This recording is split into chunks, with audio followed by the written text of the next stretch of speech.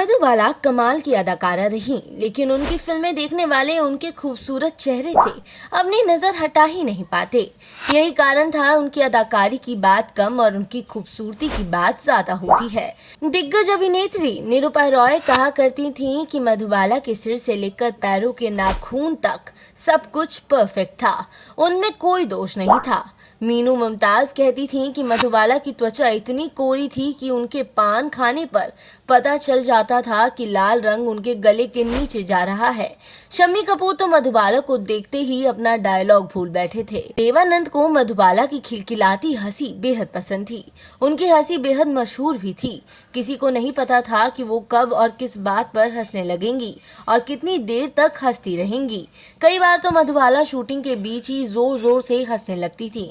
तब बाकी लोग इस बात का इंतजार किया करते कि कब मधुबाला अपनी हंसी पर काबू पाएंगी, लेकिन ऐसा नहीं था कि मधुबाला में कोई कमी ना रही हो। मधुबाला की जीवनी द स्टोरी ऑफ मधुबाला लिखने वाली राइटर खदीजा अकबर ने एक्ट्रेस को भावुक, सही समय पर सही फैसला ना करने वाली और पिता के प्रति प्रश्न रहित निष्ठा रखने वाली बताया था, और मधुबाला को इसके कई बुरे परिणाम भी झेलने पड़े।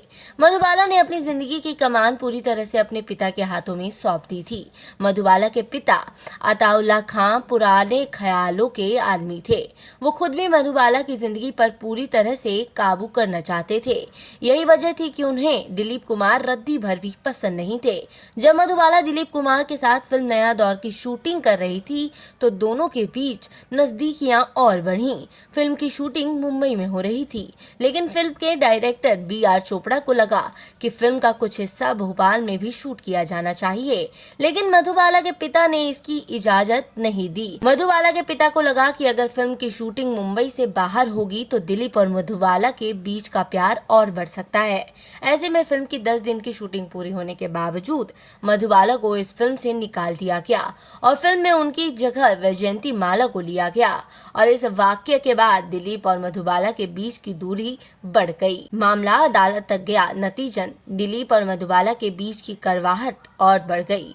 दिलीप कुमार ने भी अपनी आत्मकथा में मधुबाला के पिता के साथ अपने संबंधों के बारे में बात की है। उन्होंने लिखा है कि खान साहब अपना प्रोडक्शन हाउस चलाते थे।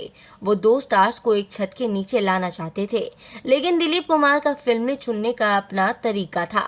उन्होंने ये बात मधुबाला और उनके पिता को समझाने की कोशिश की, लेकिन इससे पहले ही मधुबाला के पिता ने मधु को ये समझा दिया कि दिलीप कुमार उनके साथ अभद्र तरीके से पेश आ रहे हैं, और मधुबाला अपने पिता की इस बात पर सहमत भी दिखाई दी।